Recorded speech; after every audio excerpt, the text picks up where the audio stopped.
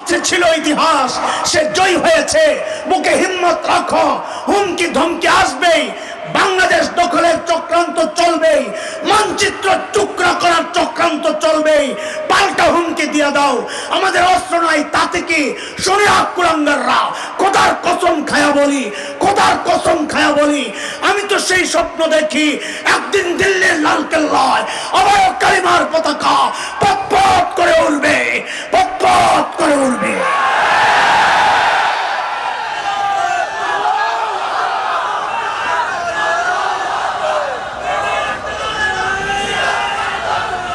দালালে ভরে গেছে দেশ,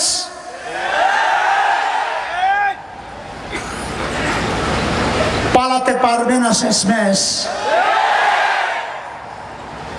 জাগো, জাগো, তোমার জমিনে জয় শ্রীরামের স্লোগান চলে, আর তুমি সাবিলুনা সাবিলুনা আল জিহাদের স্লোগান দিতে ভয় পাও। মরে যাওয়া দরকার, মরে যাওয়া দরকার।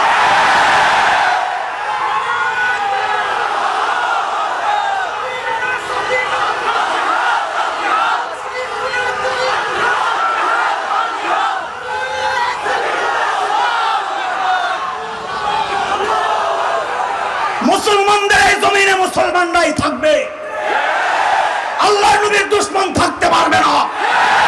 আহমদ শফির এই জমিনে জয় শ্রীরামের স্লোগান যে কুলাঙ্গার দিবে তার জিভ টেনে ছিঁড়ে ফেলা হবে, জিভ টেনে ছিঁড়ে ফেলা হবে।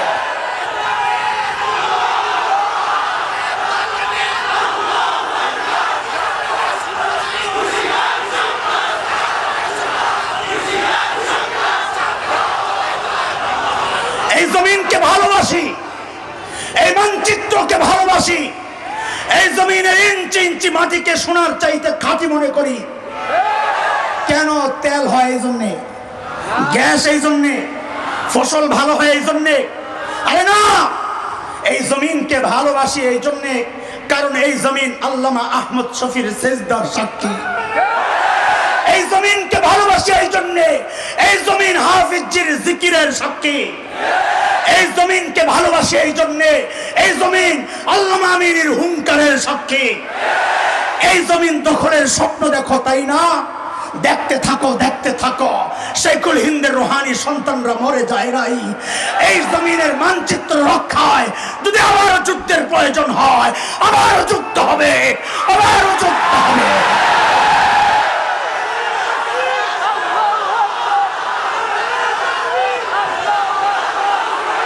রাখো, রাখো, স্লোগান দিতে হবে আমার সাথে, সাবিলুনা সাবিলুনা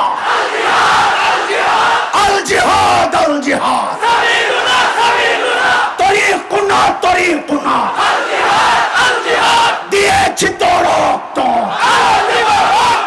রক্তের বন্যায় বদরের হাতিয়ার, বালাকুটের হাতিয়ার, আহমদ শফির হাতিয়ার, সাপলার হাতিয়ার। আল্লাহ কবুল করেন। বসো, কোনো ভয় নাই, কোনো ভয় নাই।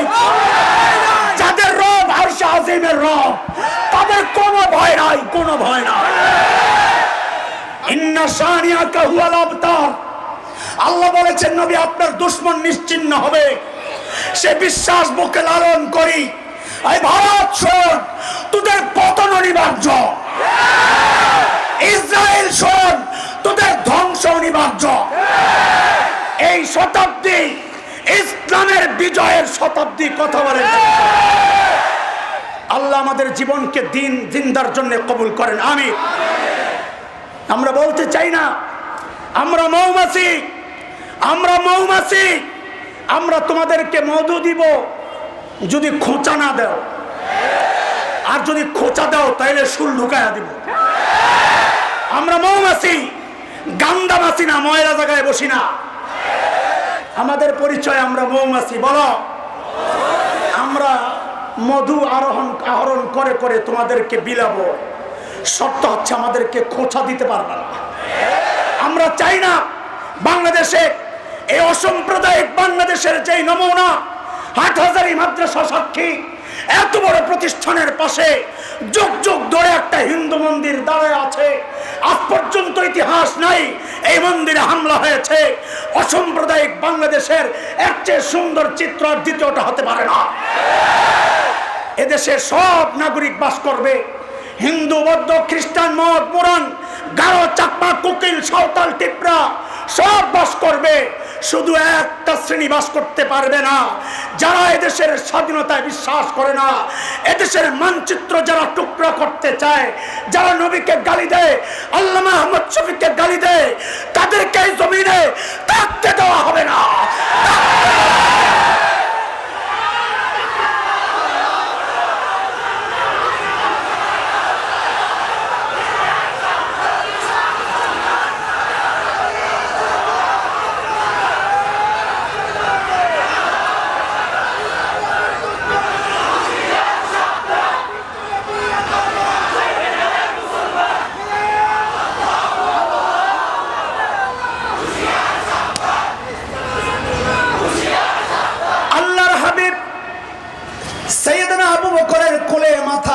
আরাম করতেছিলেন, ঘুমাইতেছিলেন। ঘুম থেকে উঠে দেখেন যে আবু বকরের চেহারার মধ্যে চিন্তার ছাপ। নবী জিজ্ঞেস করেন, আবু বকর, আপনার চেহারা এত চিন্তা কেন, পেরেশান কেন আপনি? আরে দোস্ত, এটা বুঝে নেওয়া। সাইয়েদনা আবু বকরের টেনশন নিজেকে নিয়ে না, নবীকে নিয়ে। কাকে নিয়ে? কারণ আবু বকররা নিজের টেনশন করে না, নবীর আশিকরা নিজের কোনো টেনশন করে না। কথা ঠিক কিনা? এজন্যই তো আমরা স্পষ্ট করে বলি, আমাদের জীবন নিবা নিয়ে যাও, ফাঁসি দিবা দিতে পারো, কোনো সমস্যা নাই, জেলে ঢুকাইবা ঢুকাও, কোনো সমস্যা নাই। কিন্তু এই দাবি থেকে 1 ইঞ্চি এক চুল পরিমাণ পিছপা হব না। যা আমার নবীকে নিয়ে যে কুলাঙ্গার কথা বলবে, ওই কুলাঙ্গারকে আমি ছাড়বো না। আমার সামনে যদি পড়ে আমার কি হবে আমি জানি না। আমার নবীকে আমার সামনে কোন কুলাঙ্গার গালি দিবে, খোদার কসম তার কল্লা ফালাইয়া দিব। এটা আমার ঈমান, এটা আমার ঈমান। এই ঈমান স্তব্ধ করার ক্ষমতা দুনিয়ার কোন শক্তির নাই, দুনিয়ার কোন শক্তির নাই। আমাদের একটাই কথা, আমরা কাউকে ক্ষমতা থেকে নামানোর আন্দোলন করি না। কথা বলেন ঠিক কিনা? কাউকে ক্ষমতায় উঠানোর সিঁড়িও আমরা হতে রাজি না। আমাদের একটাই দাবি, একটাই উচ্চারণ। আমাদের শেখুল ইসলাম আল্লামা আহমদ শফী বার্ধক্য, এই বয়সে তিনি রাজপথে নেমে যে কথা উচ্চারণ করেছেন, এটা এই গোটা কওমি সমাজের একটাই উচ্চারণ। আমরা কিচ্ছু চাই না, ক্ষমতার ভাগ বাঁটাওয়ার আমাদের দরকার নাই। ওই হালুয়া রুটি ভাগ বন্টন করে তোমরাই খাও। আমরা নবীর আশিক, নবী প্রেমিক, এই জনতার একটাই দাবি, আল্লাহর নবীকে যারা গালি দিবে অন্য কোনো শাস্তি মানি না, করতে দেওয়া হবে না। একটাই শাস্তি, মৃত্যুদণ্ড দিতে হবে, মৃত্যুদণ্ড।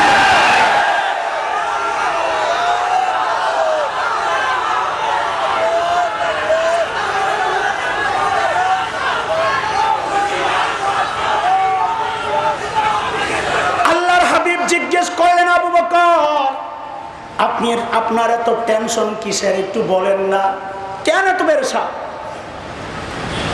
সাইয়েদনা আবু বকর বলেন, ইয়া রাসূলুল্লাহ, ওই যে উপরের দিকে তাকায়া দেখেন, কাফেররা গুহার চারপাশে ঘুরতেছে। লাউ আন্না আহাদাহুম ইয়ানজুরু ইলা কদামাইহি, তাদের যে কেউ একজন গুহার মুখের দিকে না, যদি নিজের পায়ের দিকেও তাকায়, তাইলেও তো আমাদেরকে দেখে ফেলবে। আল্লাহর হাবিব বলেন, আবু বকর, আপনি কি ভেবেছেন এই গুহার ভেতরে খালি আমি আর আপনি আর কেউ নাই? না আবু বকর, না, কেবল আমি আর আপনি না, আমাদের সাথে আল্লাহও আছে। এই সান্ত্বনার কথাটা আল্লাহর এত পছন্দ হয়েছে যে আল্লাহ তাআলা কোরআন আল কারীমের সূরা তাওবার একটা আয়াতের টুকরা বানায়া নাযিল করে দিয়েছেন। ইযহুমা ফিল গার ইয ইয়াকুলু লিসাহিবিহি লা তাহজান ইন্নাল্লাহা মা'ানা। দুইজন যখন গুহা, একজন যখন তার সঙ্গীকে বললেন, নবী যখন তার সঙ্গীকে বললেন লিসাহিবি, এই আলেমরা বুঝে বহু সূক্ষ্ম কথা ইচ্ছা করে ছেড়ে দে, সাধারণ মানুষ বুঝবে না, সময় কম। আল্লাহ বলতেছেন একজন যখন তার সাহাবীকে বললেন, মানে কি? মানে হচ্ছে আল্লাহ তাআলা সাইয়েদনা আবু বকরকে নবীর সাহাবী হওয়ার স্বীকৃতি দিয়ে দিয়েছেন। এক বিষয়। দ্বিতীয় বিষয়, নবী বলতেছেন লা তাহজান ইন্নাল্লাহা মা'ানা, আবু বকর ঘাবড়ায়েন না, আল্লাহ আমাদের সাথে আছেন। বলেন তো আমার সাথে কথাটা, আল্লাহ আমাদের। ওই যে বলছিলাম ওমর, কি বুঝলেন গোমর এই 3 দিনে এমন কি আছে যে নিজের সারা জীবনের আমল দিতে চাইলেন? বলে গোমর তো এই জায়গায় লা তাহজান ইন্নাল্লাহা মা'ানা। ওমর বলতেছে আমার সারা জিন্দেগি আমল কইরা নবীর থেকে আমি পাইলাম কি? আমার পুরস্কার কি? আমার লেভেল কোন পর্যন্ত পৌঁছে? তো নবী বলেছেন লাউ কানা বাদি নবিয়্যুন লাকানা উমারা, আমার পরে যদি কেউ নবী হতো তো কে হতো? ওমর হতো।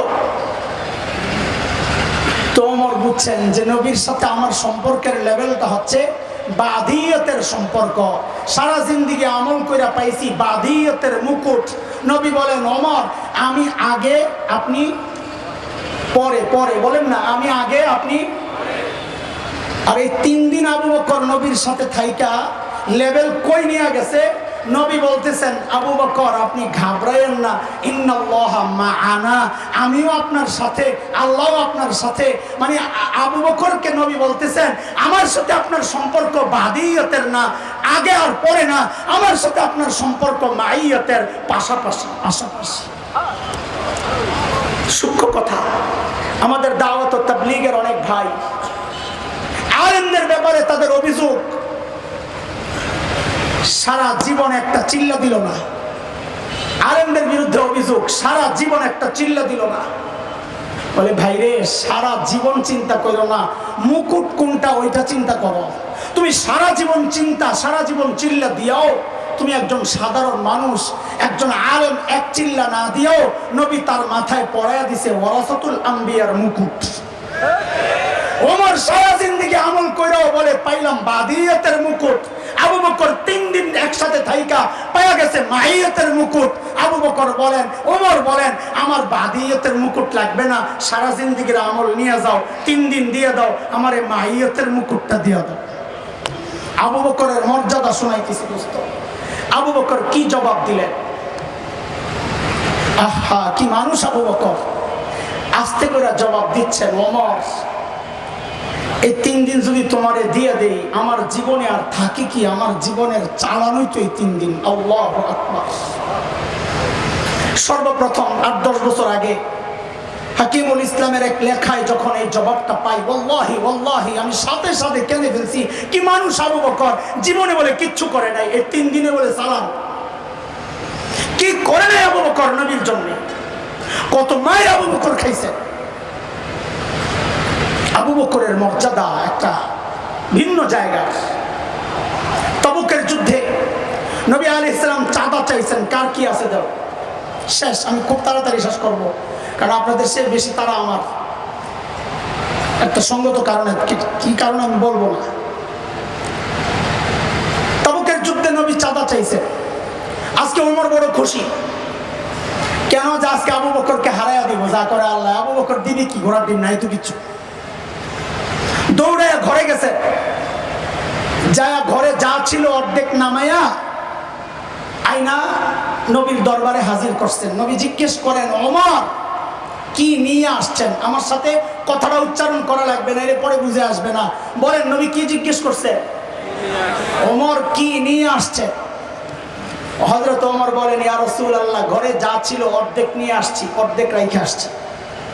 আচ্ছা, এইবার আবু বকর আসতেছে, হাতে ছোট্ট একটা পোটলা। সাইয়েদনা আবু বকরের হাতে নাই তো কিচ্ছু, আনবি কি? ছোট্ট পোটলা। রিওয়ায়াতের আকপিস মিলাইলে বোঝা যায় পোটলার ভিতরে গায়ের জামা কাপড় গুলা, গায়ের জামা কাপড়। তো বলে পড়ছেন কি? হ্যাঁ, রিওয়ায়াতের এতটুকু অংশ দুর্বল, যদিও আমাদের মাদ্রাসায় উর্দু তাফসীরের মধ্যে ঘটনাটা আছে, কিন্তু রিওয়ায়াতের এই অংশটা দুর্বল। আমরা খেয়ানত করবো না আপনাদের সাথে। যেটা মুনকার বলে দিচ্ছি, যেটা দুর্বল বলে দিচ্ছি, যেটা জাল তাও বলে দিচ্ছি। সেটা হচ্ছে সাইয়েদনা আবু বকর চট গায়ে দিয়ে আসছেন, চট খেজুর গাছের কাঁটা দিয়া বুতাম বানাইছেন আবু বকর। ওমর তো দেখেই খুশি, ভাবটা এমন যে আজকে একটা স্লোগান হবে, জিতিল রে জিতিল, ওমর জিতিল। সাইয়েদনা আবু বকর আসছেন, ইয়া রাসূলুল্লাহ আমার চাঁদা। নবী জিজ্ঞেস করতেছেন আবু বকর ঘরে কি রাইখা আসছে? ওমরকে কি জিজ্ঞেস করছিলেন? ওমর কি নিয়ে আসছেন? ওমর বলছে অর্ধেক আনছি, অর্ধেক ঘরে। আবু বকরের বেলায় নবী প্রশ্ন ঘুরাইয়া দিয়েছেন, আবু বকর ঘরে কি রাইখা আসছেন? হযরত ওমর বলে গেছি আজকাও শেষ আনি। আমারে যদি যা জিজ্ঞেস করছে এটাই যদি আবু বকরকে জিজ্ঞেস করতো তো আবু বকর হাইরা যায়। কিন্তু নবী জিজ্ঞেস করলেন আবু বকর ঘরে কি রাইখা আসছেন? আমি তো অর্ধেক রাইখা আসছি, আবু বকর কিছু রাইখা আসছে বলে তো মনে হয় না। সাইয়েদনা আবু বকর কি জবাব দিলেন? আরে আবু বকরের জবাব কি শুনবা ভাই? আবু বকরের ছোট্ট মেয়ে হযরত আসমার জবাবটা তো আগে শোনো। মক্কায় রেখে আসছেন পরিবার আবু বকর, নবীর সাথে হিজরত করে মদিনার পথে সোনা মুদ্রা যা ছিল সব নিয়ে নিয়েছেন গাট্টি কইরা। আবু বকরের বাবা আবু কুহাফা তখনও মুসলমান হন নাই, মক্কা বিজয়ের দিন মুসলমান হয়েছে। এই আবু কুহাফা মুসলমান হওয়ার কারণে সাইয়েদনা আবু বকর আরেকটা মর্যাদায় উত্তীর্ণ হয়েছেন, সেটা হচ্ছে নবীদের মধ্যে 4 জেনারেশন নবী পাওয়া যায়। সাইয়েদনা খলিল ইব্রাহিম নবী, ছেলে ইসহাক নবী, ছেলে ইয়াকুব নবী, 3 জেনারেশন। ইয়াকুব আলাইহিস সালামের ছেলে ইউসুফ আলাইহিস সালাম নবী, 4 জেনারেশন নবী। আবার প্রত্যেক নবীকে ধরলে আলাদা আলাদা 4 জেনারেশন নবী। সাহাবীদের মধ্যে আবু বকর ছাড়া আমি কাউকে পাই নাই, কেউ পাইলে আমারে জানায়েন। 4 জেনারেশন সাহাবী, আবু বকর ছাড়া কেউ নেই। বাবা আবু কুহাফা সাহাবী মক্কা বিজয়ের দিন, ছেলে আবু বকর সাহাবী 2 জেনারেশন, মেয়ে আসমা সাহাবী 3 জেনারেশন, চতুর্থ জেনারেশন আসমার ছেলে আব্দুল্লাহ ইবনে জুবাইর ও সাহাবী। আবু কুহাফা তখনও মুসলমান হন নাই হিজরতের সময়। আবু বকরের সাথে বাদাবাদি, আবু বকর বেঈমান হয়ে গেছে তার চিন্তা। কিন্তু রাগ করলে কি হবে, নাতিপুতির জন্য তো মায়া লাগে, কি করবে? আসছেন আবু বকরের ঘরে, হযরত আসমাকে ডাক দিছেন, দাদু ভাই ঘরে তো মনে হয় কিছু নাই, বাবা তো মনে হয় না কিছু রাইখা গেছে, কি লাগবে আম্মুকে জিজ্ঞেস করো। হযরত আসমা জবাব দিচ্ছেন, দাদু ভাই আপনি কোনো টেনশন করেন না, আব্বা যাওয়ার সময় ঘরে যথেষ্ট পরিমাণ রেখে গেছেন। আবু কুহাফা চলে গেছে, কিছু দূর যায় মনে পড়ছে আমার ছেলেকে আমি চিনি, সে যেই লেভেলের পাগল, এই পাগল যথেষ্ট পরিমাণ রেখে গেছে, কথাটা বিশ্বাসযোগ্য না, এখানে কোনো ঘাপলাস। আবার আসছে, আয়েশা জিজ্ঞেস করতেছে, দাদু ভাই বাবা যে ঘরে যথেষ্ট পরিমাণ রেখে গেছে সেটা কি একটু বলো না। হযরত আসমা জবাব দিচ্ছেন, দাদু ভাই আব্বা যাওয়ার সময় ঘরে আল্লাহ আর তার রাসূলকে রেখে গেছে, আল্লাহ আর তার রাসূলকে রেখে গেছে, এটাই আমাদের জন্য যথেষ্ট, আপনি চিন্তা করেন না। ছোট্ট বাচ্চার যদি এই জবাব হয় তো বাবা আবু বকরের জবাব কি হইতে পারে? সাইয়েদনা আবু বকর জবাব দেন, ইয়া রাসূলুল্লাহ ওই যে ঘরের খেজুর পাতার বেড়াগুলো আসার সময় থাপড়ায়া থাপড়ায়া আসছি, কারণ মাঝে মধ্যে সুই গেঁথে রাখতাম, সুই থাপড়ায় আসছি যেন একটা সুই পর্যন্ত ঘরে থেকে না যায়, ওই সুইটা যেন আমার কোনো মুজাহিদ ভাইয়ের কাজে আসে। ওগো আল্লাহর হাবিব একটা সুই পর্যন্ত ঘরে রেখে আসি নাই, আসার সময় কেবল আল্লাহ আর তার রাসূলকে রেখে আসছি। আবু বকরের মর্যাদা শুনাইতেছি, খেয়াল করে।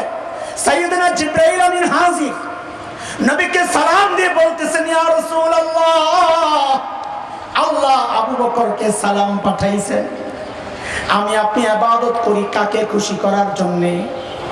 আবু বকরের বেলায় আল্লাহর প্রশ্ন উল্টা। ওগো আল্লাহর হাবিব আল্লাহ জানতে চেয়েছেন, আল্লাহ তো আবু বকরের উপর রাজি, আল্লাহ তো আবু বকরের উপর রাজি, আল্লাহ জানতে চেয়েছেন আবু বকর আল্লাহর উপর রাজি কিনা। এই কথা শুই নাই তো আবু বকর বাচ্চাদের মতো হাউমাউ করে কান্না শুরু করছে, ইয়া রাসূলুল্লাহ আমি আমার মালিকের উপর রাজি, ইয়া রাসূলুল্লাহ আমি আমার মালিকের উপর রাজি আছি। এত বড় মানুষ আবু বকর, ও যে বুড়ির বাড়ির সামনে থেকে আনছিলাম মনে আছে? চলে হযরত ওমর ধরলেন, আবু বকর আপনি কেন আসছেন? বলে আমরা নাই। তো আবু বকর কি জবাব দিছেন? বলেছি জবাবটার ওজন বুঝতে হইলে আগে আবু বকরের ওজন তো বোঝা লাগবে। আমি আপনি এই জবাব দিলে এটা কোনো মূল্য ছিল না, কিন্তু জবাবটা যেহেতু দিয়েছেন আবু বকর, এর মূল্য অনেক। সাইয়েদনা আবু বকর জবাব দিচ্ছেন, ওমর হ্যাঁ এই কাজগুলো আপনাদেরকে দিল পারি ওমর, কিন্তু ভাইরে আমি কি আমার আখিরাত কামাই করব না? আমি কি আমার আখিরাত কামাই করব না? আবু বকরের আখিরাতের এত ফিকির, এত কিছু করার পরেও আবু বকরের আখিরাতের এত ফিকির। সাইয়েদনা ওমর এত বড় মানুষ, নবী বলেছেন লাউ কানা বাদি নবিয়্যুন লাকানা ওমর, আমার পরে কেউ নবী হলে ওমর হতো। ওমর সম্পর্কে নবী বলেছেন ওমরু ফিল জান্নাহ, ওমর জান্নাতি। আমি আপনি হকের উপর চললে বলা হবে লোকটা হকপন্থী। ওমর সম্পর্কে নবী বলছেন উল্টা, দারাল হাক্কু হাইসু দারা, ওমর যেদিকে যায় হক তার পেছনে পেছনে যায়। ওমর হকপন্থী না, বরং হক ওমরপন্থী। এত বড় মানুষ ওমর। জান্নাতে নবী ওমরের ঘর দেখছেন, দুনিয়ায় আয়েশা বলতেছেন আহারে ওমরের বাড়িটা দেখছি কি যে সুন্দর, আমার দিল চাইছিল একটু ভিতরে ঢুকি, না জানি ভিতরটা কত সুন্দর। নবী বলতেছেন কিন্তু ওমরের যে গায়রত, আত্মমর্যাদা বোধ, প্রেস্টিজ, অনুমতি ছাড়া ঢুকলে যদি ওমর মাইন্ড করে, কারণ কারো ঘরে অনুমতি ছাড়া তো ঢোকা নিষেধ। সূরা নূরে আসছে ইয়া আইয়ুহাল্লাযীনা আমানু লা তাদখুলু বুয়ুতান গায়রা বুয়ুতিকুম হাত্তা তাস্তানিসু ওয়া তুসাল্লিমু আলা আহলিহা। অনুমতি ছাড়া তো ঢোকা নিষেধ, এই জন্য আমি ঢুকি নাই, না হয় মন চাইছিল ঢুকতে। আরে হযরত ওমর হাউমাউ করে কান্না শুরু করছেন, আবি কাখিরতু ইয়া রাসূলুল্লাহ, আপনার সাথেও আমার গায়রত, আপনার সাথেও আত্মমর্যাদা বোধ, কেন একটু ঢুকলেন না ইয়া রাসূলুল্লাহ? এত বড় মানুষ ওমর, অথচ আখিরাতের ফিকিরের অবস্থা।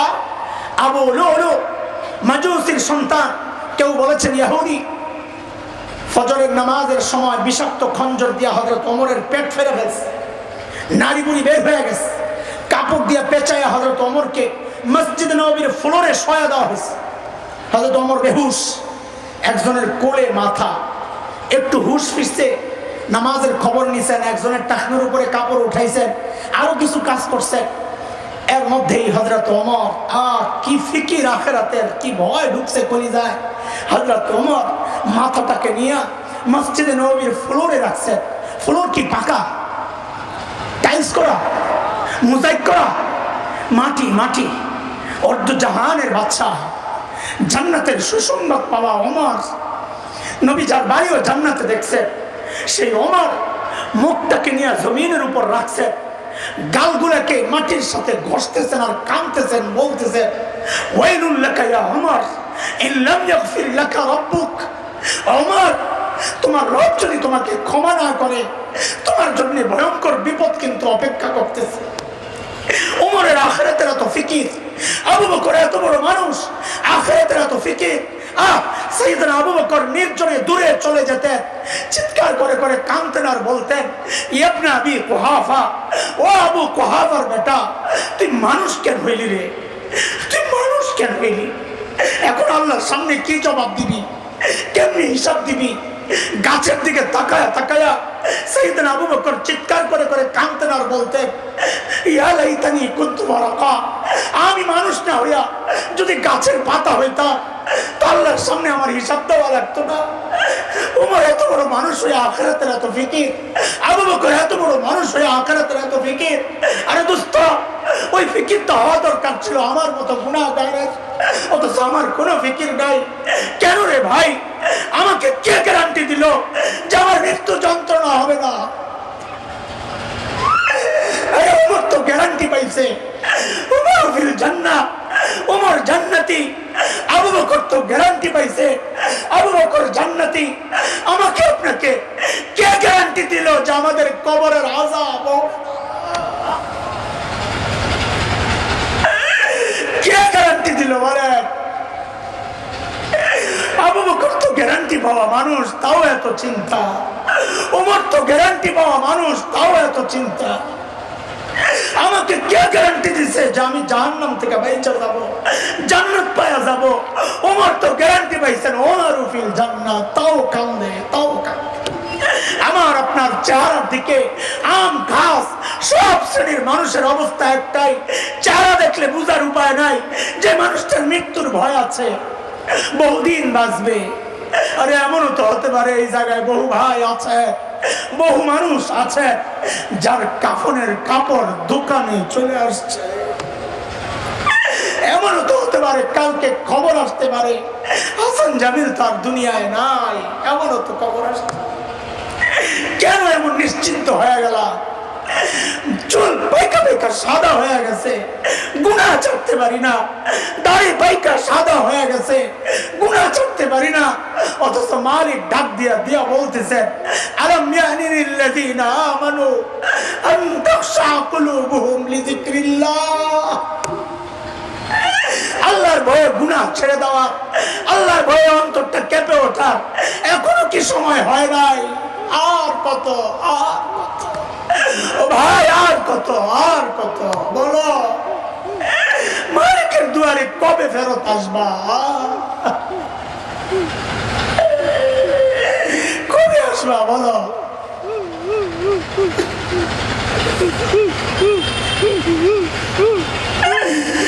আল্লাহ মাফ করে দাও, আল্লাহ মাফ করে দাও। এই জন্য আল্লাহ মায়া করে ডাক দিয়া বলতেছেন, ইয়া আইয়ুহাল্লাযীনা আমানুত্তাকুল্লাহ ওয়াল তানজুর নাফসুম মা কদ্দামাত লিগাদিন ওয়াত্তাকুল্লাহ। প্রত্যেকটা মানুষের উচিত আখিরাত নিয়ে চিন্তা করা যে আমার মালিকের সামনে আমি কি নিয়ে দাঁড়াবো, আমার পুঁজি কি, আমার কামাই কি, আমার সম্বল কি। আল্লাহ আমাদের সবাইকে আখিরাতের পুঁজি সমৃদ্ধ করার তৌফিক দান করেন। আমি কালকেও আসবো আমরা ইনশাআল্লাহ। কোন রকমের বিশৃঙ্খলা ছাড়াই এই মজলিস যেন শেষ হয়। আজকে দোয়া করব, নফল পড়ে পড়ে দোয়া করব, সাদাকা করে দোয়া করব, প্রয়োজনে আগামীকাল রোজা রেখে তারপরে এই মাহফিল সফল হওয়ার দোয়া করবো ইনশাআল্লাহ। আল্লাহ তাআলা আমাদেরকে কামিয়াবি দান করেন, আখিরাতের জন্য প্রস্তুত হওয়ার তৌফিক দেন। ওয়া মা আলাইনা ইল্লাল বালাগ।